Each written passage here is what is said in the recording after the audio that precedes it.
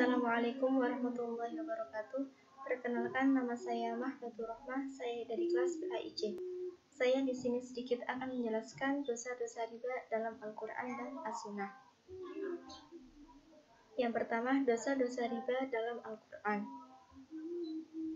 Allah Subhanahu wa Ta'ala berfirman dalam surat Al-Baqarah ayat 275. A'udzu billahi minasyaitonir rajim. Bismillahirrahmanirrahim. Alladzina ya'kuluna riba la yaquluna illa kama yaqumul ladzi yatakhabbathu asy-syaitanu minal mas. Dzalika bi annahum qalu innamal bay'u mithlu riba wa halallahu al-bay'a wa harrama riba. Faman ja'ahu mau'izatun min rabbih fantaha falahu ma salaf wa amruhu ilallah wa man 'ada fa ulaika ashabun nar hum fiha khalidun. Yang artinya, orang-orang yang memakan riba tidak dapat berdiri, melainkan seperti berdirinya orang yang kemasukan setan karena gila. Yang demikian itu karena mereka berkata bahwa jual beli itu sama dengan riba. Padahal Allah telah menghalalkan jual beli dan mengharamkan riba. Barang siapa mendapat peringatan dari Tuhannya, lalu dia berhenti, maka apa yang telah diperoleh dahulu menjadi miliknya, dan urusannya terserah kepada Allah. Barang siapa mengulangi, maka mereka itu penghuni neraka, mereka kekal di dalamnya. Maksud dari ayat tersebut, kelak orang yang dulunya suka makan riba, suka menjalankan riba, maka kelak di akhirat ketika dibangkitkan dari kubur, mereka berdirinya seperti orang yang kemasukan setan atau kesurupan karena gila. Nah, yang demikian itu karena mereka beranggapan bahwa jual beli itu sama dengan riba. Padahal Allah telah menghalalkan jual beli, akan tetapi Allah mengharamkan riba. Barang siapa mendapat peringatan dari Tuhannya, lalu dia berhenti, maka apa yang telah diperoleh dahulu menjadi miliknya, dan urusannya terserah kepada Allah. Nah, maksudnya harta yang diperoleh dari riba sebelum turunnya ayat ini, maka yang diperoleh dahulu menjadi hak miliknya, dan urusannya terserah pada Allah. Nah, akan tetapi barang siapa yang mengulangi, maka mereka itu penghuni neraka, mereka kekal di dalamnya. Nah, ketika sudah diperingatkan, akan tetapi mereka masih mengulanginya, mereka masih menjalankan riba, mereka kelak akan dimasukkan ke dalam neraka. Mereka menjadi penghuni neraka yang abadi, mereka kekal di dalam neraka.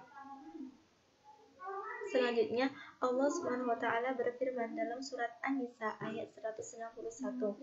Bismillahirrahmanirrahim.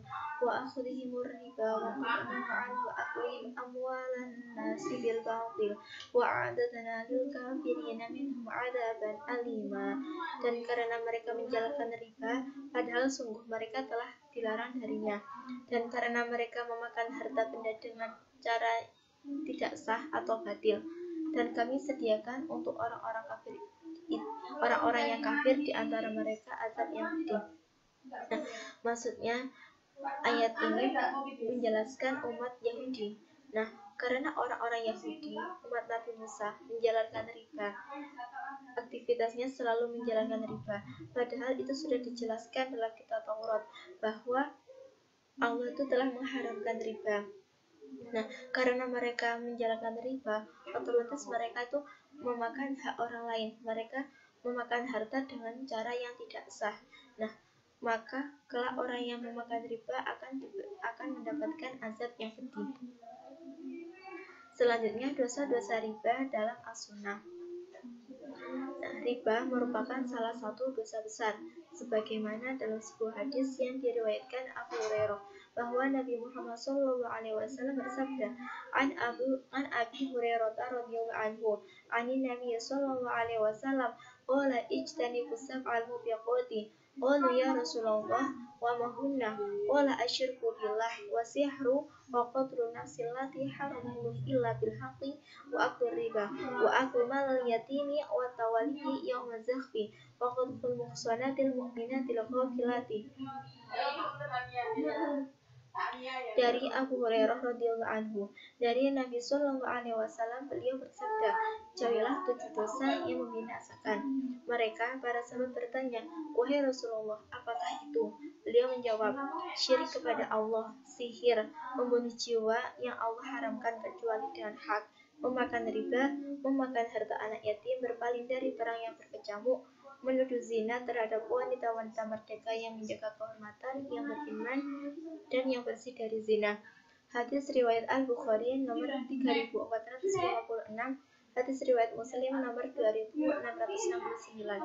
Nah, dalam hadis ini jelas bahwa perbuatan riba, memakan riba, merupakan salah satu di antara tujuh dosa-dosa yang membinasakan.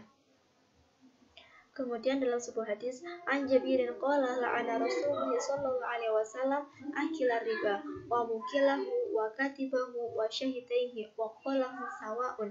Dari Jabir radhiyallahu anhu, dia berkata, Rasulullah sallallahu alaihi wasallam melaknat pemakan riba, pemberi makan riba, penulisnya, dan 2 saksinya. Dan beliau pun bersabda, mereka itu sama. Hadis riwayat Muslim nomor 4177. Dalam hadis ini menjelaskan bahwa orang yang memakan riba, orang yang memberi makan riba, penulisnya, dan 2 saksinya kelak akan mendapatkan laknat. Nah, maksudnya mereka itu sama. Nah, sama yang dimaksud di sini, mereka sama-sama berbuat dosa, dan mereka juga sama-sama akan mendapatkan laknat. Kemudian, orang yang memakan riba diancam dengan perut besar seperti rumah yang dipenuhi ular.